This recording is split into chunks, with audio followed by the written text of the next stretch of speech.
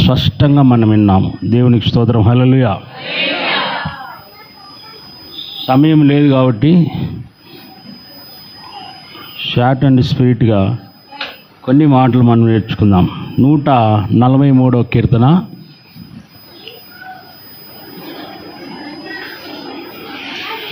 143వ కీర్తన 10వ వచనాన్ని జ్ఞాపకం చేసుకుందాం. నీవే నా దేవుడవు, నీ చిత్తానుసారంగా ప్రవర్తించుటకు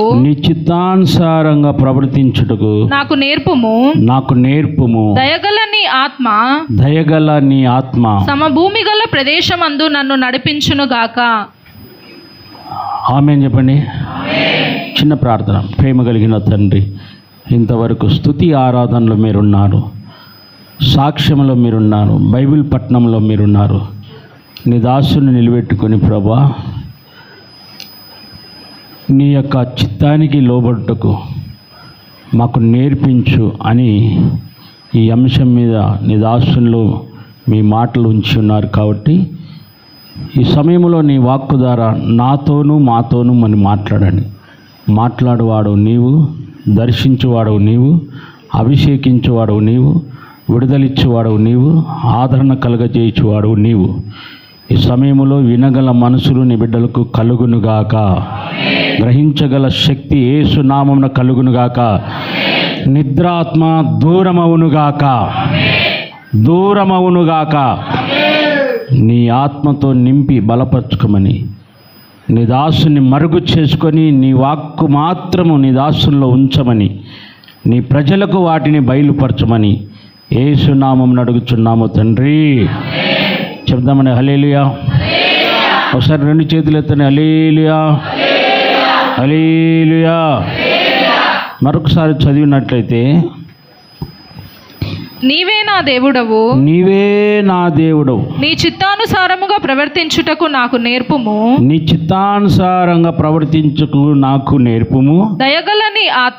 దయగల నీ ఆత్మ సమభూమి గల ప్రదేశమును నన్ను నడిపించునుగాక. ఆమేన్ చెప్పండి. కనుక ఈరోజు దేవుని చిత్తానుసారంగా నేర్పుటకు మనము ఆయన సన్నిధిలో ఉన్నప్పుడు నేర్పుతాడు. హల్లెలూయా. అందుకని ఆయన చిత్తానుసారంగా మనము నేర్చుకోవాలి. మన చిత్తము కాదు కానీ దేవుని చిత్తం. చెప్పండి, ఎవరి చిత్తం అంటండి? దేవుని. మన చిత్తాలన్నీ మూట కట్టాలి. ఏం కట్టాలి? మన చిత్తాలన్నీ నెరవేర్చి మనకు దేవుడు ఎందుకండి? అవసరమా? లేదు. మన చిత్తం నెరవేర్చిందనుకో మనకు దేవుడు అవసరం లేదు. కనుక దేవుని చిత్తానికి మనం ఎప్పుడైతే లోబడుతామో, ఆయన చిత్తానికి మనం ఎప్పుడైతే కట్టుబడి ఉంటామో ఆయన మనకు నేర్పిస్తాడు. దేవునికి స్తోత్రం చెబుదామా? అన్నీ నేర్పిస్తాడు. ఏమని? నీకు ఏ పని రాదో అవన్నీ కూడా ప్రార్థన చేసేది నేర్పిస్తాడు, పాటలు పాడేది నేర్పిస్తాడు, ఏమండి వాయిద్యాలు వాయించేది నేర్పిస్తాడు, పరిచర్య చేసేది నేర్పిస్తాడు. ఇంకా ఏదైతే నువ్వు నేర్చుకోలేక వెనకబడిపోతున్నావో అవన్నీ నా యేసయ్య నీకు నేర్పించునుగాక. ఎప్పుడు నేర్పిస్తాడు? లోబడినప్పుడు, ఆయన చిత్తానికి లోబడినప్పుడు. మనము చిత్తం ఏదన్నా జరిగితే ఆయన చిత్తం లేకుండా జరగలేదంటాం. అసలు ఆయన చిత్తానికి మనము లోబడితే కదా. దావీదు అంటాడు, దేవా నా దేవుడవు నీవే నాకు దేవుడవు, నీ చిత్తానుసారంగా ప్రవర్తించుటకు. మన ప్రవర్తన దేవునికి అంగీకారంగా ఉండాలి. మనము క్రైస్తవులముగా పేరు పెట్టుకున్నాము, క్రీస్తును అంగీకరించుకున్నాము, క్రీస్తు అడుగుజాడల్లో నడుస్తున్న మనము కూడా 10 మంది మనములు చూస్తున్నారు, వీరు క్రైస్తవులు, దేవుని ప్రేమను ఎరిగిన వారు అని 10 మంది మనములు చూసి మన గురించి చెప్పుకుంటారు. అంటే క్రైస్తవులు అంటే ఎలాంటి వారు? ప్రేమ కలిగిన వారు. చెప్పండి హల్లెలూయా. ఎలాంటి వారు అంటే నాయన?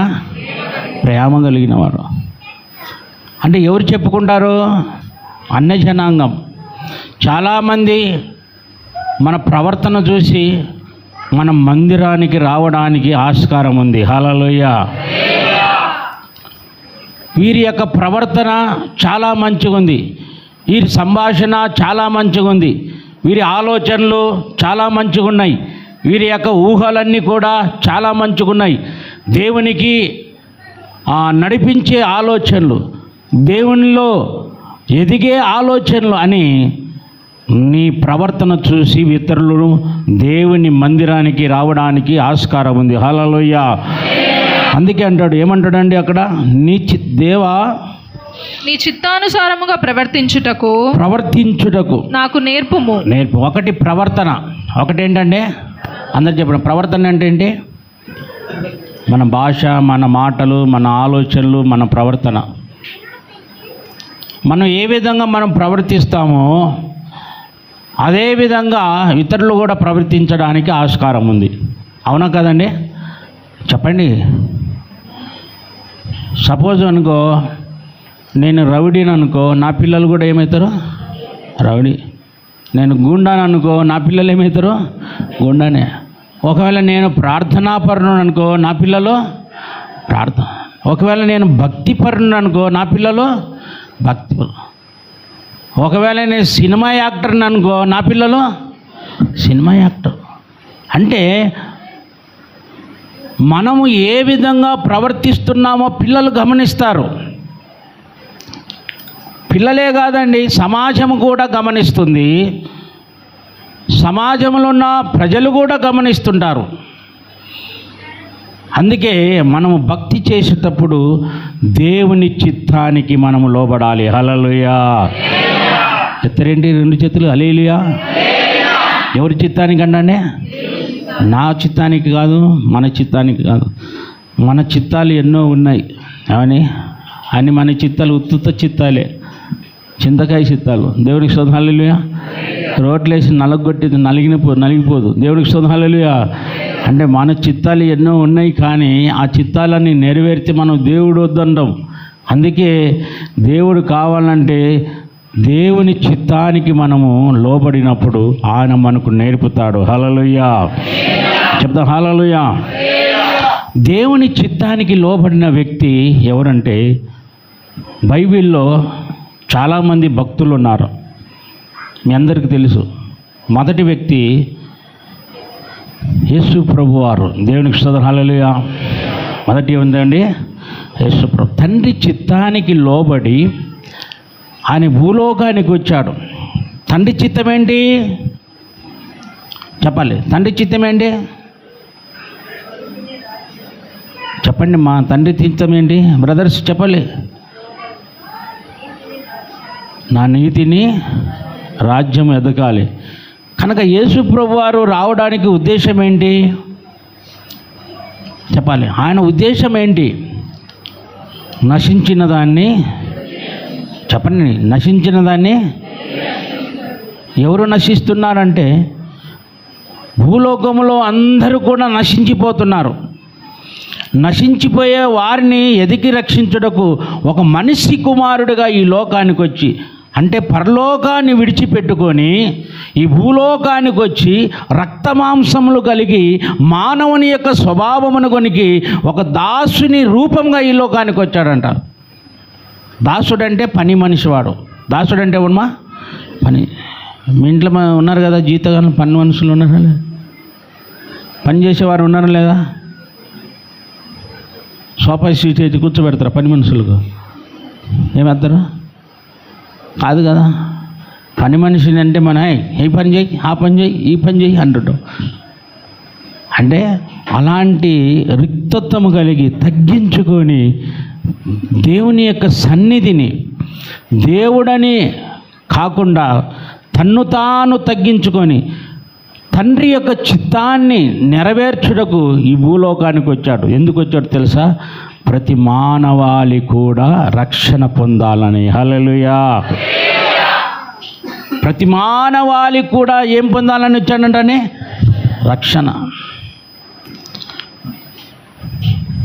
అంటే యేసు ప్రభు మనకు ఏమై ఉన్నాడు? ఇప్పుడు మాదిరికరంగా ఉన్నాడు. చెప్పండి, ఎలా ఉన్నాడమ్మా? మాదిరి. నేను చెప్పాను కదా, ఒకరోజు ఒక షాపింగ్ మాల్కి వెళ్ళాను. షాపింగ్ మాల్లో నేను పక్కన ఉన్న ఇంకొక ఆవిడ వచ్చి అంటుంది, అయ్యా ఒక చీర కావాలంటుంది. ఆ చీర పేరు ఏంటంటే మహానటి చీర కావాలంట. ఏ చీర అంట అంటే ఆమె ఎవరి చిత్తాన్ని నెరవేరుస్తుంది? మహానటి చీర కట్టుకోవడానికి ఆమె ఇష్టపడుతుంది. ఈరోజు యేసు ప్రభుని ఎరిగిన నీవు యేసు ప్రభు యొక్క అడుగుజాడలో నడవడానికి ఇష్టపడాలి. అది కష్టమైన, బాధ అయినా, కన్నీరైనా, సమస్యలైనా. వింటున్నారండి? చెప్పండి హల్లెలూయా. ఏమైనా కష్టమైనా, బాధ అయినా, కరువైనా, శ్రమైనా. పెళ్ళి చేసుకున్నప్పుడు బాగానే చెప్పినట్టుంటారు మీరు. దేవునికి స్తోత్రం చెప్పండి హల్లెలూయా. హల్లెలూయా. వాగ్దానాలు చెప్తారు చూడండి భర్తతో. కష్టమైన, బాధ అయినా, కలిమైనా, లేమైనా, ఏదైనా నీవు నాకు భర్తగా ఉంటాను, నేను నీకు భార్యగా ఉంటాను అంటారు. కానీ ఆ వాగ్దానాలన్నీ ఏమైపోతాయి? మర్చిపోతారు. దేవునికి స్తోత్రం చెప్పండి హల్లెలూయా. చెప్పండి హల్లెలూయా. అందుకే భూలోకానికి వచ్చాడు యేసు ప్రభు. ఎందుకో తెలుసా? నేర్చుకున్నాడు. తండ్రి చిత్తాన్ని నెరవేర్చుకున్నాడు. అంటే తండ్రి ఏ విధంగా అయితే కుమారునికి చెప్పాడో అది నేర్చుకొని, అవన్నీ కూడా నేర్చుకొని, వాటినన్నీ కూడా నెరవేర్చి ఇక సమాప్తమాయను అన్నాడు. హల్లెలూయా. ఏమన్నాడంటే, పురుషులు చెప్పటం లేదండి, ఏమన్నాడు? ఏంటి సమాప్తమైనవి? తండ్రి చిత్తాన్ని. తండ్రి మీకు ఒక పని చెప్పినప్పుడు, ఆ పని చేసినప్పుడు తండ్రి మిమ్మల్ని చూసి ఎంత సంతోషపడతాడు? ఏమనైనా ఉదయ్ చెప్పు. నేను పాలరాజు, మనసే, బబ్లు, అవినాష్, మీ తండ్రిలో మిమ్మల్ని చూసి సంతోషపడతారా, దుఃఖపడతారా? ఎప్పుడు చెప్పండి, ఎప్పుడు చెప్పరేంటమ్మా? తెలుగు మేము బోల్రా మేము. చెప్పు స్తోత్రం చెప్పండి హల్లెలూయా అనని. తండ్రి మాటకు పిల్లలు లోబడి ఆ తండ్రి మాట విన్నప్పుడు, తండ్రి నా పిల్లలు చాలా మంచివాళ్ళు అని నా తండ్రి 10 మందికి సాక్ష్యం చెప్తాడు. హల్లెలూయా. ఈరోజు 10 మందికి కాదు కానీ ఈడు చూడండి నా మాట వినటం లేదు అంటారు. ఎందుకు? బాధ కలిగించినప్పుడు. ఏం కలిగించినప్పుడు అండి? బాధ. తండ్రులకు, తల్లులకు మనం బాధ కలిగించకూడదు. దేవునికి స్తోత్రం చెప్దామా? హల్లెలూయా. తండ్రికి లోబడినప్పుడు, తండ్రి మనకు ఆజ్ఞించేవాడు, తల్లి ఉపదేశం చేసేది. తల్లి అంటే సంఘము, తండ్రి అంటే మనకు నడిపించి ఆజ్ఞలు ఇచ్చేవాడు. ఎప్పుడైతే తండ్రి ప్రేమకు, తల్లి ప్రేమకు నువ్వు కట్టావో, ఆ లోపల అప్పుడు నువ్వు నేర్చుకుంటావు, జీవితాంతరం నేర్చుకుంటూనే ఉంటావు. హల్లెలూయా. అందుకే అంటాడు దావీదు, దేవా నీ చిత్తానుసారంగా అంటాడు. ఏమంటాడండి? దేవుని చిత్తము. చెప్పండి, ఎవరి చిత్తం అంటే? మనం దేవుని చిత్తానికి ఎప్పుడైతే మనం లోపడతామో మన జీవితంలో గొప్ప ఆశీర్వాదాలు మనం పొందగలము. హల్లెలూయా. అవునా కదండి? యేసు ప్రభు ఎప్పుడైతే తండ్రి చిత్తానికి లోబడ్డాడో సర్వలోకంలో ఉన్న మానవాళికి ఏమి కలిగిందంటండి? రక్షణ. చెప్పండి హల్లెలూయా. ఏమి కలిగిందమ్మా? రక్షణ. తండ్రి చిత్తానికి లోబడి మరణము పొందినంతగా ఎంతవరకు లోబడ్డాడు యేసు ప్రభు వారు? మరణించడానికి కూడా వెనుక చూడలేదు.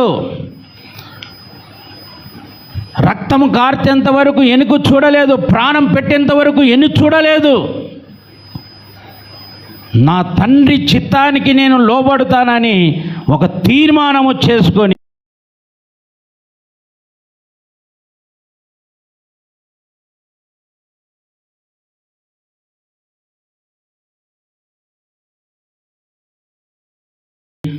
ఈ లోకంలో మానవాళికి రక్షణ వచ్చేసింది. హల్లెలూయా.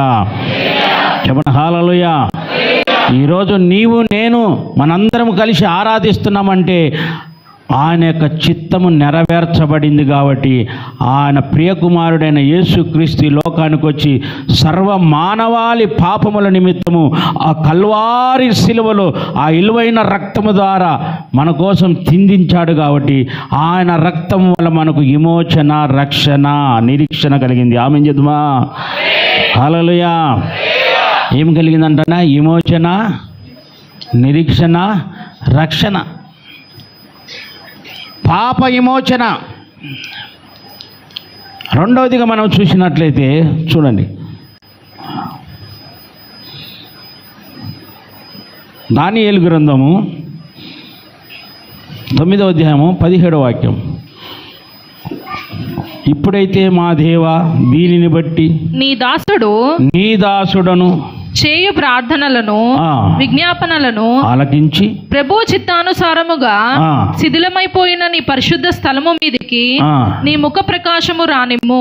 దేవునికి స్తోత్రం. హల్లెలూయా. దానియేలు ఎంత తగ్గించుకొని ప్రార్థన చేస్తున్నాడంటే ఏమంటున్నాడమ్మా? చదువు మళ్ళా. ఇప్పుడైతే నా దేవా, దీనిని బట్టి నీ దాసుడు చేయు ప్రార్థన, విజ్ఞాపనలను, అక్కడున్న ప్రజల గురించి, అక్కడ ఏదైతే శిథిలమైపోయిందో తను తాను తగ్గించుకొని దేవుని చిత్తానికి లోబడి దేశము కానీ దేశము, రాజ్యము కానీ రాజ్యముకి వెళ్ళి దేవుని చిత్తానికి లోబడి దేవుని సన్నిధిలో ఏం చేస్తున్నాడంటమ్మా? ప్రార్థన. చెప్పండి, ఏం చేయండి? ప్రార్థన. ఈరోజు నీ జీవితంలో ఒకటి నేర్చుకోవాలి. అందుకే నేర్పించు. మనం జీవితాంతరం కూడా ఈ శ్వాస ఉన్నంత వరకు మనం నేర్చుకుంటూనే ఉండాలి. అవునా కదా? యేసు ప్రభు మరణం పొందినంత వరకు తండ్రి దగ్గర నేర్చుకున్నాడా లేదా? చెప్పరేంటి? నేర్చుకున్నాడా లేదండి? మరణము పొందినంతగా ఆయన నేర్చుకున్నాడు. దేవునికి స్తోత్రం. హల్లెలూయా. మనం కూడా అన్ని విషయాలు నాకు వచ్చింది, అన్నీ అయిపోయినాయి, నేను ఎంకామ్, బీటాక్ అన్నీ అయిపోయింది, నేనేమనుకున్నావు? నా పొజిషన్ ఏంది, నేనేంటి అనడానికి వీలు లేదు. ఒకవేళ అది అనాలంటే నువ్వు ఆఫీసులో అనుకోవాలి, కానీ దేవుని దగ్గర మనం అనడానికి లేదు. దేవునికి హల్లెలూయా. ఎందుకంటే బీటెక్, ఐటెక్ అన్నీ ఇచ్చింది ఆయనే. ఆమెను చెప్పండి. హల్లెలూయా. ఆయన లేకుంటే ఏ టెక్కు లేదు, నీకు ఏ టెక్కు లేదు. దేవునికి స్తోత్రం. హల్లెలూయా. ఐటెక్ లేదు, బీటెక్ లేదు, అన్ని ఐటెక్ ఇచ్చింది ఆయనే, బీటెక్ ఇచ్చింది, ఎంటెక్ ఇచ్చింది ఆయనే. చాలా మానవులు ఈరోజు మర్చిపోతున్నారు, అది మర్చిపోతున్నారు. అంది మర్చిపోకుండా నీవు ఉండాలంటే నీవు ఆయన చిత్తానికి లోబడాలి. హల్లెలూయా. దావీదు చేస్తున్న ప్రార్థన, దేవా ఏమంటుంది? నీ దేవా, నీ చిత్తానుసారంగా ప్రవర్తించుటకు నాకు నేర్పు. చిన్ననాటి నుండి దావీదు యెషయాకు 8 మంది కుమారులు. ఎన్ని మందమ్మా? వినండి. ఎంతమందిమా? 8 మంది. అందరు సూర్యులు, బలాఢ్యులు, అందమైన వారు. కానీ ఈ దావీదు ఒక్కడు మాత్రం ఎక్కడ ఏం చేసేవాడు? ఆయన గొర్రెలు కాసుకునేవాడు. గొర్రెలు కాసుకునే వానికి, చదువు లేని వానికి ఎక్కువ ప్రాధాన్యత ఇస్తారా ఎవరన్నా? ఎవరు? ఇప్పుడు ఉన్నాడు మా డేవిడ్ బాబు అయితే బ్యాంక్ మేనేజర్ కాబట్టి రండి సార్ అని కూర్చుంటారు. అదే గొర్రెలు కోసుకొని పోయి బ్యాంకులు కూర్చుంటే, ఏయ్ బయటికి పో, బయట కూర్చో, ఏదన్నా అంటే మేము పిలుస్తామంటారు. అంటే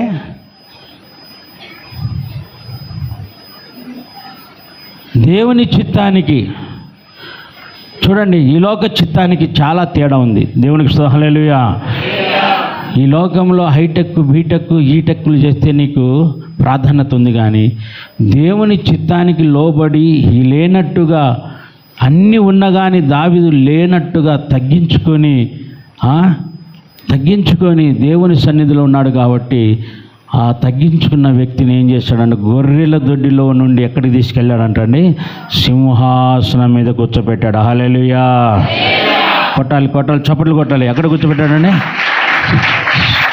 సింహాసనం మీద కూర్చోబెట్టాడు. ఎంత గొప్ప దేవుడు! హల్లెలూయా చెప్పండి, హల్లెలూయా. నువ్వు అనుకోవచ్చు, నాకు జ్ఞానం లేదు, తెలివి లేదు, చదువు రాదు, విద్య రాదు, ఏమి రాదని నువ్వు అనుకోవచ్చు. కానీ జ్ఞానం ఇచ్చేవాడు, చదువు ఇచ్చేవాడు, విద్యనిచ్చేవాడు, బుద్ధినిచ్చేవాడు, సమస్తమును ఆయన వశములో ఉన్నది. కాబట్టి ఎప్పుడైతే నువ్వు ఆయన చిత్తానికి లోబడతావో, ఆయన చిత్తానికి నువ్వు లోబడతావో, అప్పుడు ఆయన నీకు ప్రతిదీ కూడా నేర్పిస్తూనే ఉంటాడు. హల్లెలూయా చెప్పండి, హల్లెలూయా. కనుక అందుకంటాడు, దానియేలు బబులోను దేశంలో దేవుని సన్నిధిలో లోబడినాడు. అందుకే అక్కడున్న మంత్రుల కంటే ఈయనను అధికంగా అక్కడ హెచ్చించాడు. హల్లెలూయా చెప్పండి, హల్లెలూయా. ఎందుకండి? దేవుని చిత్తానికి. మనం కూడా ఎవరికి లోబడాలి? మనము అందరు చెప్పండి, ఎవరికి లోబడాలంటేనే దేవుని చిత్తానికి లోబడే ముందు మనము తల్లిదండ్రులకు లోబడాలి. ఒక సామెత ఉంది, మొదట గురువును ఏం చేస్తాం? మనము ఏం చేస్తాం? తల్లి, తండ్రి, గురువు. తల్లి, తండ్రి, గురువు, దైవము అంటారు. లాస్ట్ దైవం పెట్టిన, కానీ అసలు మొదటి దైవం ఉండాలి. దేవునికి హల్లెలూయా ఉండాలి. తల్లి, తండ్రి, గురువు, దైవం, ఈ సామెతలు. కానీ తల్లికి, తండ్రికి, ఉపాధ్యాయానికి ఇచ్చింది ఈ దైవమే, జ్ఞానం ఇచ్చింది. దేవునికి స్తోత్రం చెప్తామా? హల్లెలూయా హల్లెలూయా. కనుక ఎప్పుడైతే తల్లికి, తండ్రికి, గురువుకు మనం ఈ లోకంలో లోబడతామో, ఆ తల్లిదండ్రులు మీకు ఇలాగుండాలి నాయన అని ఏం చేస్తారు? మంచి మాటలు చెప్పి ఒక ఉన్నతమైన మార్గంలో నడిపించడానికి ఆస్కారం ఉంది. దేవునికి స్తోత్రం చెప్దామా? చెప్పండి, హల్లెలూయా. ఇంకొక మాట మనం నేర్చుకుందాము. ఒకటి, దేవుని చిత్తానికి లోబడితే ఆయన నేర్పిస్తాడు. రెండవదిగా, ఇప్పుడైతే మా దేవా, దీనిని బట్టి నీ దాసుడిని చేయు ప్రార్థనలు, విజ్ఞాపనలు ఆలకించి, ప్రభువా, చిత్తానుసారంగా శిథిలమైపోయిన నీ పరిశుద్ధ స్థలము మీదికి ముఖకాంతి రానిమ్మని దానియేలు ఏం చేస్తున్నాడంట? ప్రార్థన. శిథిలమైన దాన్ని ఏంటి శిథిలమైపోయింది? ఏంటి శిథిలమైపోయిందండి? ఏం శిథిలమైతే మాకేం పాస్టర్ గారు అన్నట్టుంది. చెప్పండి, హల్లెలూయా చెప్పండి. ఏంటి శిథిలమైపోయిందంటే, ప్రార్థన లేని జీవితాలు శిథిలమైపోతున్నాయి. దేవునికి స్తోత్రం చెప్పండి, హల్లెలూయా. ప్రార్థన లేని గృహాలు శిథిలమైపోతున్నాయి. ప్రార్థన లేని గృహాలు పాడైపోతున్నాయి. ప్రార్థన లేని గృహాలు పతనమైపోతున్నాయి. ప్రార్థన లేని గృహాలు పారిపోతున్నాయి. ఎందుకో తెలుసా? దుష్టుడు నిన్ను ఏం చేస్తుంటాడు? తరుముతూనే ఉంటాడంట. దేవునికి స్తోత్రం చెప్దామా? హల్లెలూయా. అందుకే దానియేలు అట్టి వారి గురించి ఏం చేస్తున్నాడంటండి? ప్రార్థన. దేవునికి స్తోత్రం, హల్లెలూయా. ప్రార్థన నేర్పుమయ్యా పరమ తండ్రి, నీ ప్రార్థన నేర్పుమయ్యా. గెస్తేమనే ప్రార్థన. ఏ ప్రార్థన అంటేనే అబ్బా, చాలా గెస్తేమైన ప్రార్థన అన్నాక అందరికి భయం. దేవునికి హల్లెలూయా. ఎందుకు? గెస్తేమైన ప్రార్థన ఆయన ఏం చేశాడండి? శ్రమతో కూడిన ప్రార్థన. చెప్పండి, ఏ ప్రార్థన అంటే అది? ఈరోజు మనకు శ్రమ లేకుండా చక్కగా ఏసీలు ఉన్నాయి. మనం ఏసీ ఆన్ చేసుకొని మొదలు బెడ్ పెట్టుకొని దిండు పెట్టుకొని ఇట పోజులు ఇచ్చాం. మళ్ళీ ప్రార్థన చేసేటప్పుడు ఈయన ఎంత ప్రార్థన పరు ఉంటుంది. దేవునికి స్తోత్రం, హల్లెలూయా. కానీ గెస్తేమనే ప్రార్థన ఎలాంటిది? శ్రమతో కూడిన ప్రార్థన. హల్లెలూయా. ఆయన ప్రార్థన చేసినప్పుడు చెమట ఏమైపోతుందంటండి? రక్త రక్త బిందువుగా మార్చబడినట్లు మనం చూస్తున్నాం. దేవునికి స్తోత్రం చెప్పండి. నేను చిన్నప్పుడు 5వ తరగతి చదువుతున్నప్పుడు ఒక పాఠం అప్పచెప్పకపోతే ఆ గుడి చుట్టూ తిప్పి మోకాళ్ళ మీద గుడి చుట్టూ తిప్పేవాడు. మోకాళ్ళన్నీ రక్తాలు పట్టేది.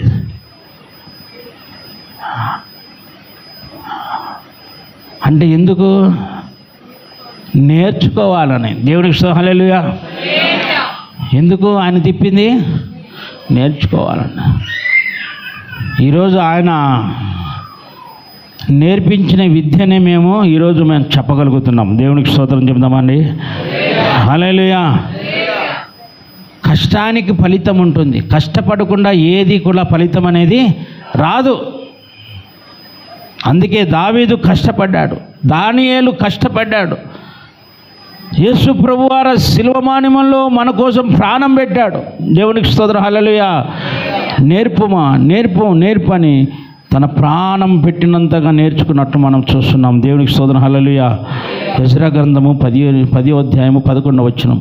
కాబట్టి ఇప్పుడు మీ పితరుల యొక్క దేవుడైన యెహోవా అని చూడు, చదవండమ్మా. యెజ్రా గ్రంథము 10:11. కాబట్టి ఇప్పుడు మీ పితరుల యొక్క దేవుడైన యెహోవా ఎదుట మీ పాపములను ఒప్పుకొని ఆయన చిత్తానుసారముగా నడుచుటకు సిద్ధపడి. మూడవదిగా మతాలు ఒప్పుకొని మూడవది ఏం చేయాలంటే పాపాలు, మన పాపాలు ఆయనకు మనకు ఏమున్నాయి? అడ్డుగా ఉన్నాయి. ఏంటి పాపము? అయ్యా నాకెళ్ళి చూడండి. ఏంటి పాపము? ఆజ్ఞ అతిక్రమే పాపము. ఎప్పుడు నువ్వు అతిక్రమించున్నాయన యోహాను?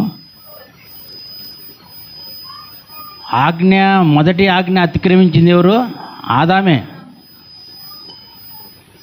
ఈరోజు మానవుడు దేవుని ఆజ్ఞను అతిక్రమించడము,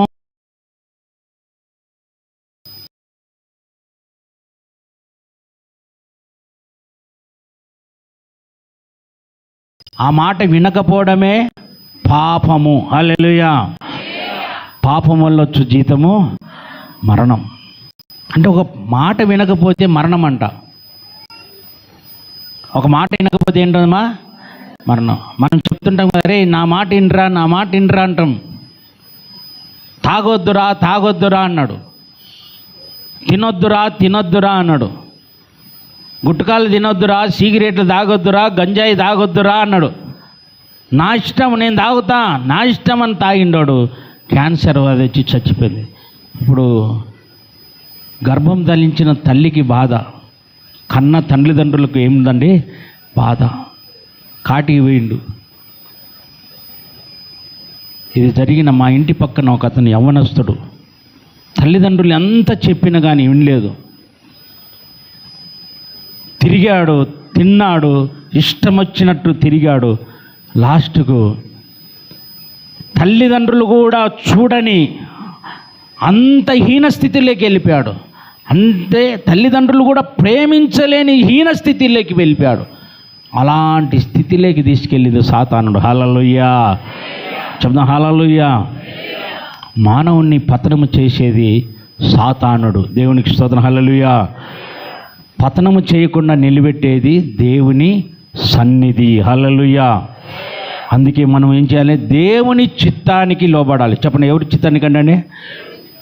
అందరు చెప్పండి, ఎవరి చిత్తానికి అండి? ఎంతమంది దేవుని చిత్తానికి లోబడుతున్నారు? చేతులు ఎత్తండి. వసంత ఒక్కదేనా?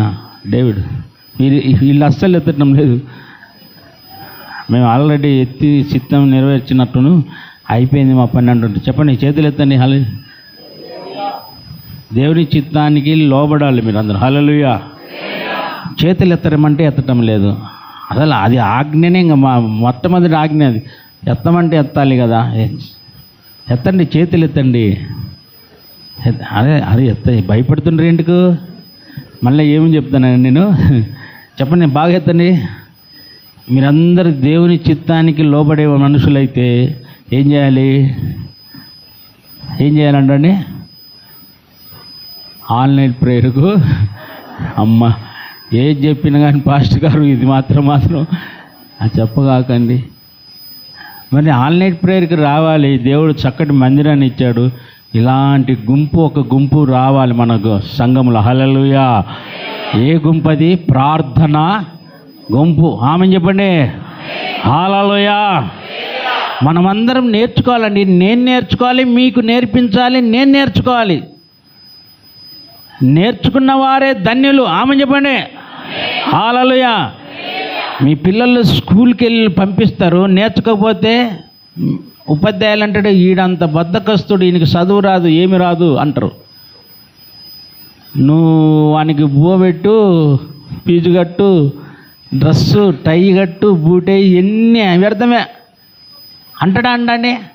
ఎందుకంటే వాడు నేర్చుకోవటం లేదు కనుక.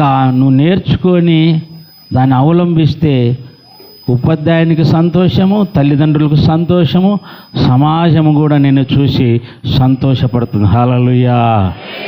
హల్లెలూయా. చెప్తాము హల్లెలూయా. కనుక మూడోదిగా ఏం చెప్పాను చదవనేనా? కాబట్టి ఇప్పుడు మీ పితరుల యొక్క దేవుడైన యెహోవా ఎదుట. మీ పితరులు అంటే మన పితరులు ఎవరు? మా పితరులు మేళం, భూషణం,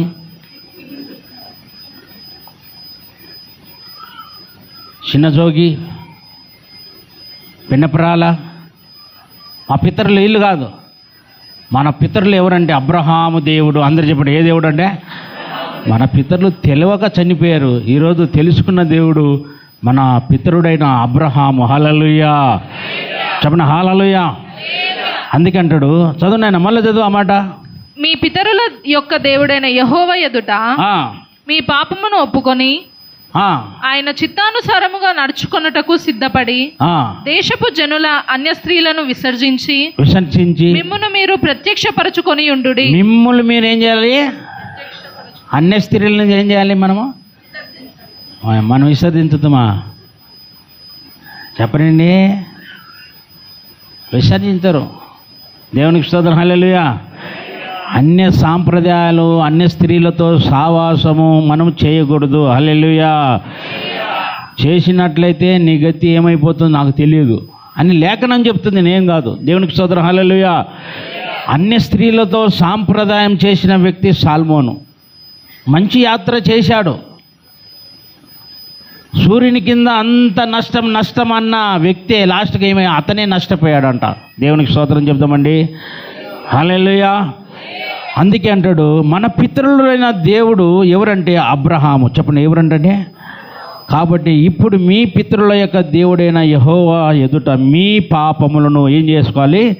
ఒప్పుకొని ఆయన చిత్తానుసారంగా నడుచుకున్నటకు సిద్ధపడండి.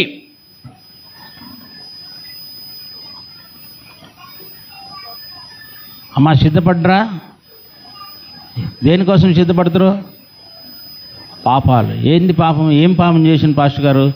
మా మీద ఏం నేరపుని మేపుతున్నాం అనుకుంటా. అంటే ప్రార్థన చేయకపోవడమే పాపం. చెప్పండి, ఏం చేయకపోవడం అమ్మా? ఎంతమంది ప్రార్థన, ఒక గంట ప్రార్థన చేస్తున్నారు చెప్పండి? గంట ప్రార్థన, ఒక గడియ లేదా? మరి క్రైస్తవులేనా మీరు? క్రైస్తవులేనా? ప్రార్థన అంటే క్రైస్తవం కాదు. ఆమె చెప్పండి. హల్లెలూయా. ప్రార్థన ప్రతి క్రైస్తవునికి ఉండాలి.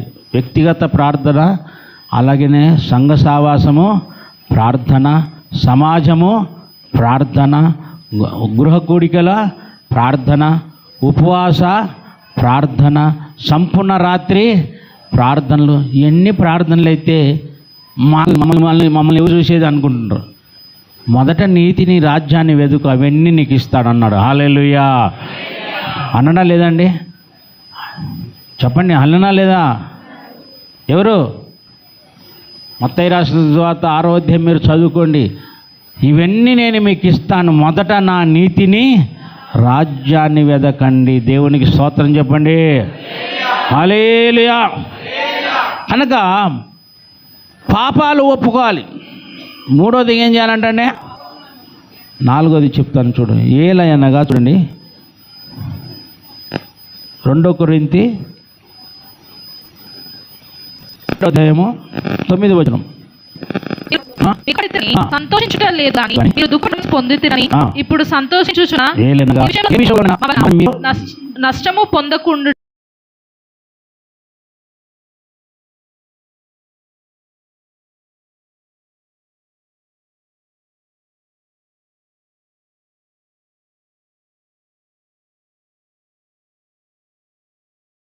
దుఃఖంలో 2 రకాలు ఉన్నాయి.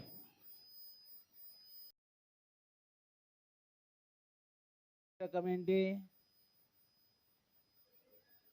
శరీరానుసారమైన దుఃఖము మరణము, ఆత్మానుసారమైన దుఃఖము నిత్య జీవము. హల్లెలూయా. శరీరానుసారమైన దుఃఖము ఏంటంట? మరణము. ఆత్మానుసారమైన దుఃఖము నిత్య జీవమునై ఉన్నది. ఆమెను చెప్పండి.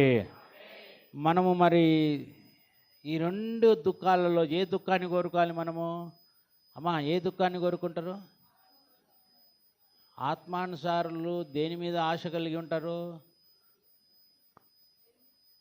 దేవుని చిత్తానికి లోపడతారు. ఆమెను చెప్పండి. మనమందరం ఆత్మానుసారులమా శరీరానుసారులమా? శరీరం ఉంది కదా మీకు, నిజంగా చెప్పండి. శరీరం ఉందా లేదా? మరి శరీరానికి ఆత్మకి ఏముంది లోపల? జరుగుతుందా లేదా యుద్ధము?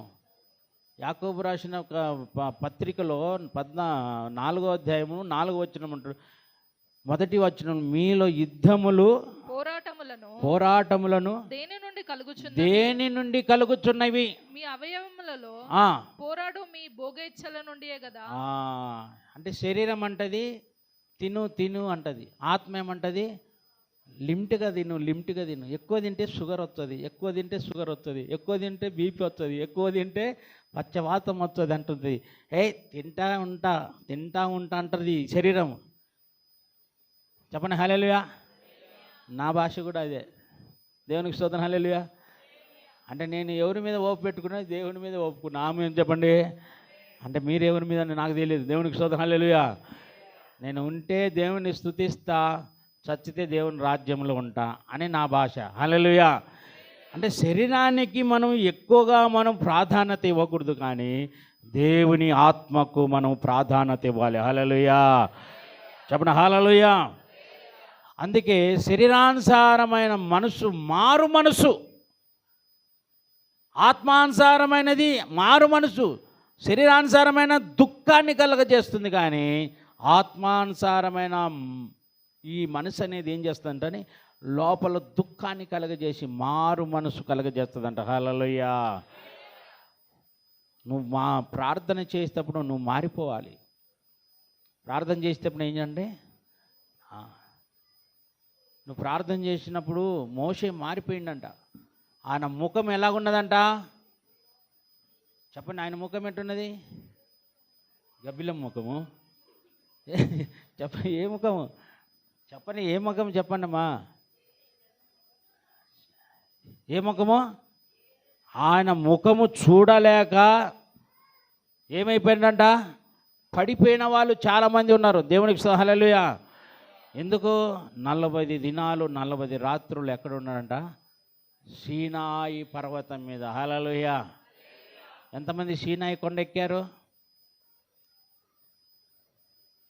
నేను భువనగిరి కొండ ఎక్కలేదు పాస్టర్ గారు, సీనాయి కొండ మాకేం తెలుసు. దేవునికి స్తోత్రం. హల్లెలూయా. చెప్పండి హల్లెలూయా. సీనాయి కొండ అంటే ప్రార్థనా జీవితం. హల్లెలూయా. ఏ జీవితం అంటే ఎక్కాలి కొండకి. ఎవరన్నా అయితే మా ఆయన కొండెక్కిండండి, దిగుతాడు, 1 గంట తర్వాత దిగుతాడు. దేవునికి స్తోత్రం. హల్లెలూయా. కనుక నీవు కొండెక్కాలి. నీ జీవితంలో ఎప్పుడైతే కొండెక్కుతావో మనసు అనేది మారిపోతుంది. దేవునికి స్తోత్రం. హల్లెలూయా. మారామంటూ మస్కా కొడతారు. ఏం కొడతారు? మస్కా. చాలామంది క్రైస్తవులు మస్క కొట్టే క్రైస్తవులు. మస్క అంటే తెలుసు కదా? మస్క అంటే తెలుసా జాన్ గారు? అయ్యా విజయ్ కుమార్ గారు చెప్పండి.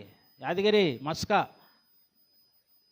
मस्का मारता रे भाई इन्हें मेरे को आके मैं लल्लू प्रसाद यादव क्या मैं मेरे को मस्का मारता कैसा दिखता मैं దేవునికి స్తోత్రం చెప్పండి హల్లెలూయా ఉన్నారా లేదండి చెప్పండి హల్లెలూయా దేవుని దగ్గరగా నేనే అన్నా మే కైసా దిక్తాం మే లల్లు ప్రసాద్ యాదవ్ క్యా అన్న మరి దేవుడు నిన్ను చూడడా ఆమె చెప్పండి దేవునికి అంత మస్క కొట్టేటోళ్ళమా మనము ఆయన ఎదుట మనం నిలవగలమా ఆయన తేజస్సు చూడగలమా ఆయన సన్నిధిలో మనం నిలవగలమా నిలవలేము దేవునికి స్తోత్రం హల్లెలూయా చెప్తాం హల్లెలూయా అందుకే దేవుని చిత్తానికి మనము లోబడాలి హల్లెలూయా చెప్పండి హల్లెలూయా కనుక 3 అనుభవాలు చెప్పిన ఒకటి ఏంటంటే చదవండి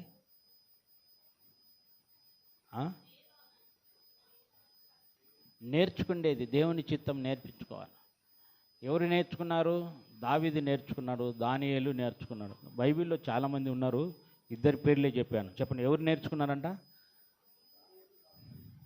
అమ్మా దానియేలు చెప్పండి దానియేలు దావీదు ఏ దావీదు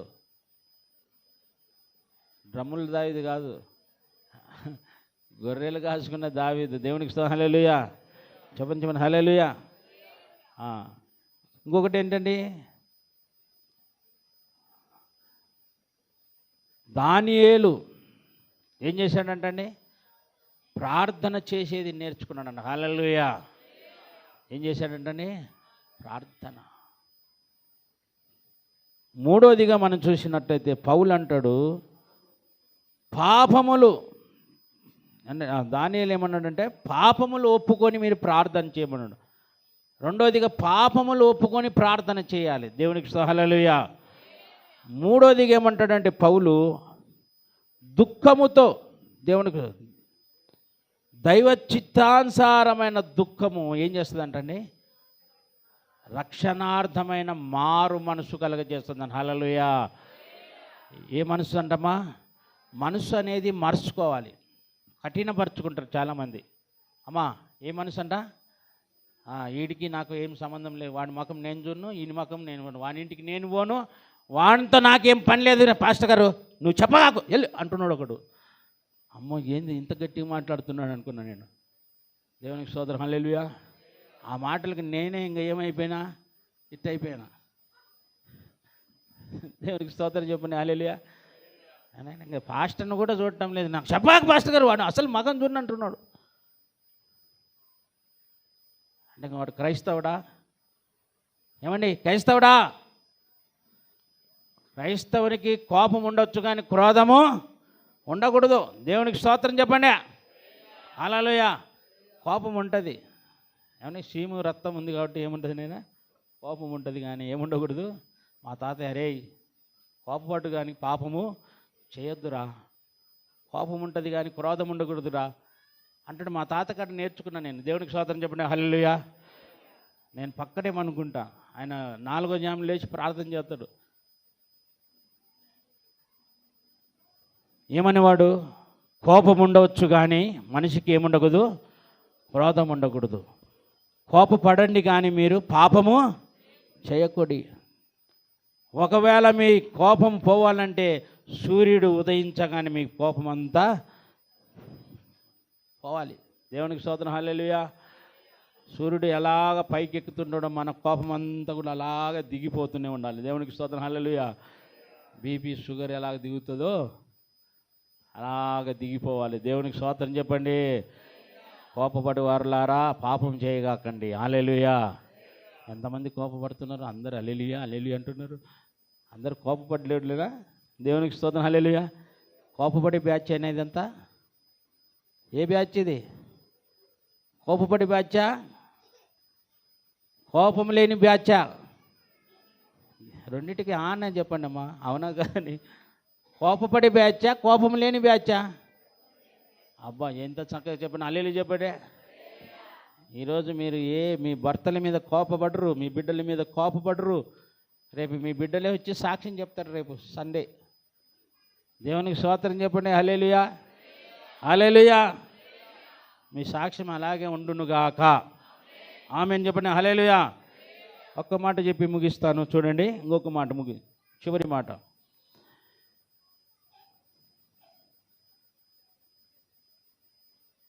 యెషయా రాసిన గ్రంథము 43:25.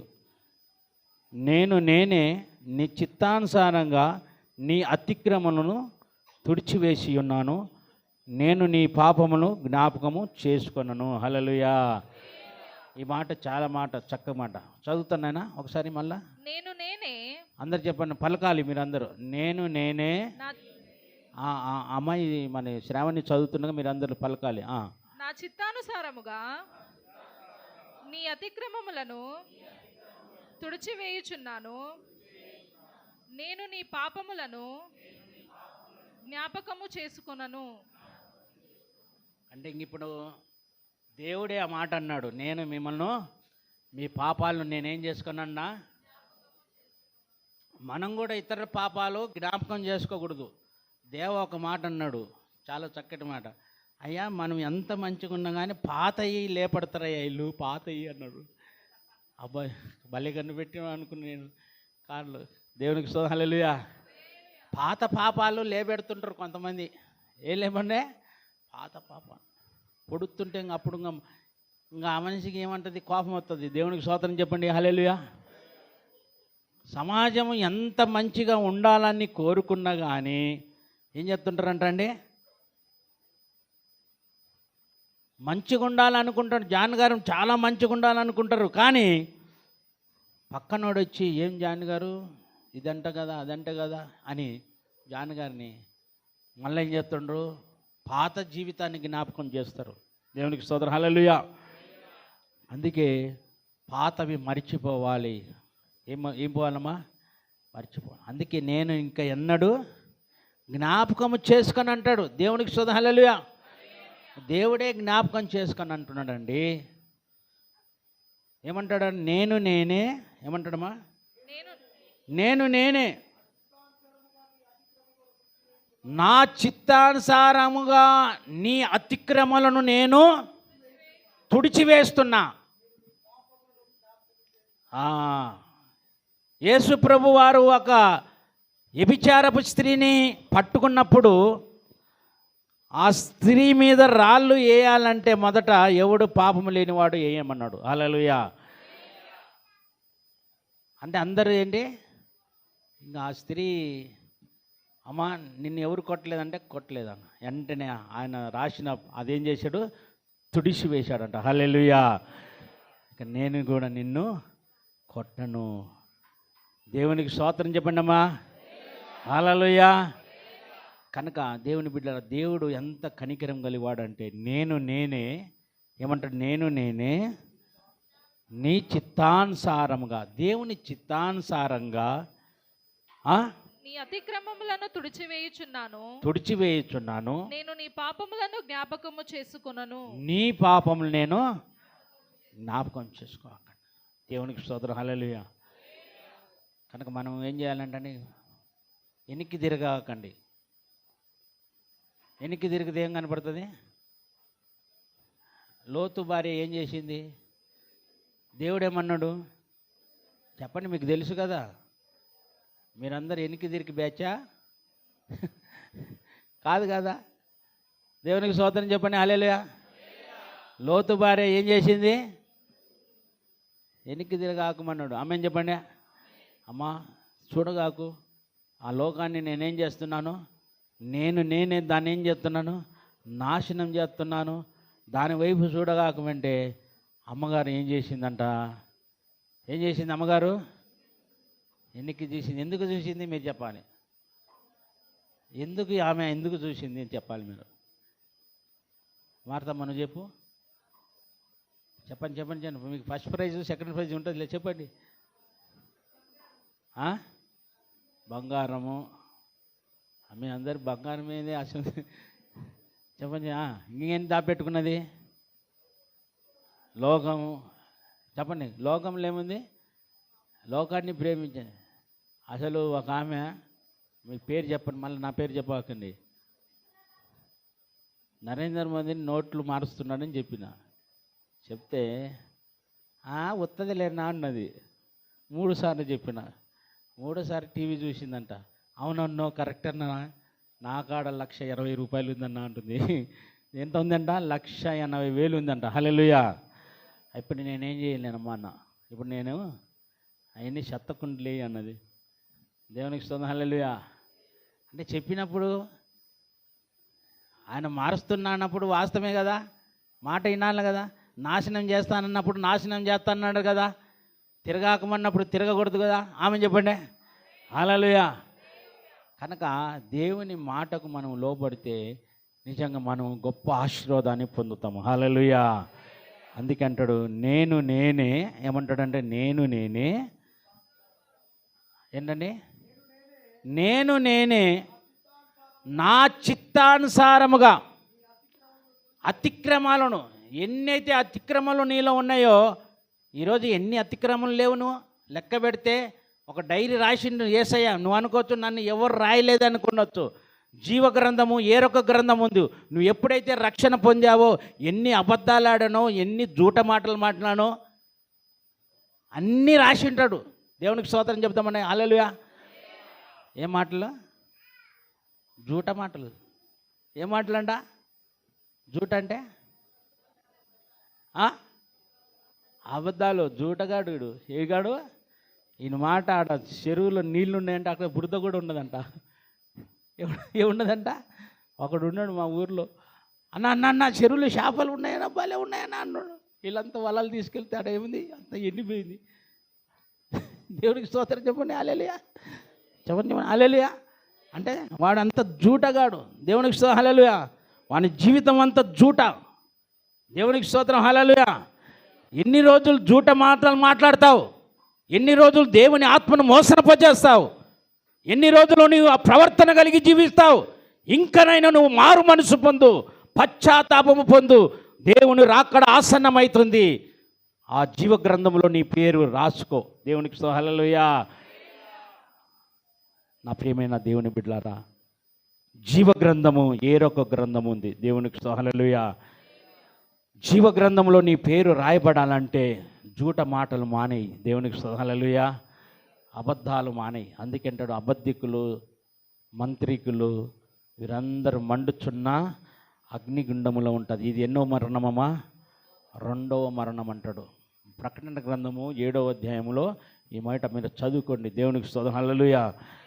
కనుక మన మాట అవునంటే చెప్పండి, అవునంటే అందరు చెప్పండి, అవునంటే కాదంటే కాదు. అందరు అవునంటే అవును, కాదంటే మేము ఇంటికి పోతాం అయ్యగారు. దేవునికి స్తోత్రం చెప్పండి. హల్లెలూయా. అవునంటే కాదంటే కాదు. కానీ మన మాట అలాగుండాలి. దేవునికి స్తోత్రం. హల్లెలూయా. ఒకవేళ మనము మాటలో, తలంపులో, ఆలోచనలో, చూపులో, ప్రవర్తనలో ఏ విషయంలో మనము పడిపోయినామో ఒక్కసారి మనము జ్ఞాపకం చేసుకోవాలి. హల్లెలూయా. అందుకే దేవా నీ చిత్తానుసారంగా ప్రవర్తించుటకు నాకు నేర్పుము అని మనం ఏం చేయాలి? ఉదయాన్నే ప్రార్థన చేసుకో. ఉదయకాలం ప్రార్థన చాలా శ్రేష్టమైనది. కొంతమంది అయినా కానీ చక్కగా ప్రార్థన చేస్తున్నారు. దేవునికి హల్లెలూయా. మీరు కూడా చేస్తున్నారు, చేయలేదని. కానీ 4వ జామున మాతో ఏకీపించే వాళ్ళు ఎంతమంది ఉన్నారు? మాతో 4వ జామున లేయటం లేదా? నయం ఒక్కటి లేస్తుంది. చూడండి, ఆమె పగలంతా పనికి పోయినా కానీ లేయాలి. మీరు ప్రార్థన చేయాలమ్మా. మీ ప్రార్థన మీ పిల్లలకి ఏమొస్తుంది? అది ఆశీర్వాదం. చెప్పండి హల్లెలూయా. తల్లులుగా, తండ్రులుగా మీరు ఏం చేయాలి నాయనా? ప్రార్థన చేయాలి. పై అలిసిపోయిందండి, శరీరం అలిసిపోయింది, జీవితాంతరం అలిసిపోతూనే ఉంటాం. ఎందుకంటే మన పరిస్థితులు అలాగున్నాయి. దేవునికి స్తోత్రం. హల్లెలూయా. మన పరిస్థితులు ఏంటండి? చిన్న కారు, చిన్న ఉద్యోగం, కనుక రెక్కాడితేనే డొక్కారదు. అలాంటి పరిస్థితులు ఉన్నాం కాబట్టి మనం కూడా ప్రార్థనా జీవితం ఎప్పుడైతే మనం జీవిస్తామో అప్పుడు మన దేవుడు ఏం చేస్తాడంట? ఉన్నతమైన స్థితిలో నిలబెడతాడు. హల్లెలూయా. చెప్పండి, ఏం చేయాలంటే మనము అందరం ప్రార్థన చేయండి. 4వ జామున లేని. ఎన్నో జామునమ్మా? అమ్మ ఇంటున్నారా? పిల్లలతో ఆడుకుంటున్న వాళ్ళారా? నాకెళ్ళి చూడండి. ఆమె చెప్పండి. ఏం చేయాలమ్మా? 4వ జామున ఏం చేయాలి? ప్రార్థన. కనుక బలమైన ప్రార్థన, మీ వ్యక్తిగత ప్రార్థన చేయండి, సంఘం గురించి ప్రార్థన చేయండి, సమాజం గురించి ప్రార్థన చేయండి, దేశం గురించి ప్రార్థన చేయండి, రాజకీయ నాయకుల గురించి ప్రార్థన చేయండి, అధికారుల గురించి ప్రార్థన చేయండి. మరి దేశంలో ఉగ్రవాదం ఉంది, దాని గురించి ప్రార్థన చేయండి. టెర్రరిజం ఎక్కువైపోయింది, రేపిస్టులు ఎక్కువైపోయింది, కోపిస్టులు ఎక్కువైపోయినారు, మత కలహాలు ఎక్కువైపోయినాయి, దేశం మీదకి దేశం, రాజ్యం మీదకి రాజ్యం, ఇవన్నీ జరుగుతున్నాయి. ఇవన్నీ లేఖనాలు నెరవేర్పులో దినమున మనం నిద్రపోయే సమయం కాదు ఇది. ఇది లైవ్లో పోతుంది, ఇదంతా చూస్తున్నారు అందరూ. దేవునికి హల్లెలూయా. కనుక మనం నిద్రపోయే సమయం కాదు. ఏం చేసే సమయం ఇదే? చెప్పండి, ఏం చేసే సమయం ఇదే? ప్రార్థన చేసే సమయం. 1 గంటన్న మీరు సమయం తీసుకొని అందరు ఏం చేయాలి నాయనా? ప్రార్థన చేద్దాం, ప్రతిఫలం చూస్తాం. అప్పుడు ఆయన చిత్తాన్ని నెరవేర్చేవారుగా మనం ఉందాము. హల్లెలూయా. దేవుడి ఈ మాటలు మన ఆత్మీయ జీవితంలో స్థిరపరచబడును గాక. చెప్పండి హల్లెలూయా. అందరూ లేచి నిలబడండి. ఒక పాట పాడిన తర్వాత కానుకలు అర్పించి మనం ముగించుకుందాం ప్రార్థన.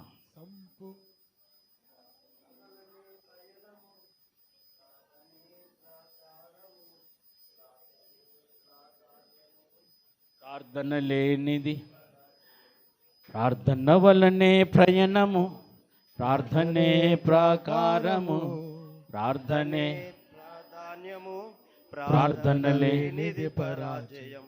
ప్రభువా ప్రార్థన నేర్పయ్యా.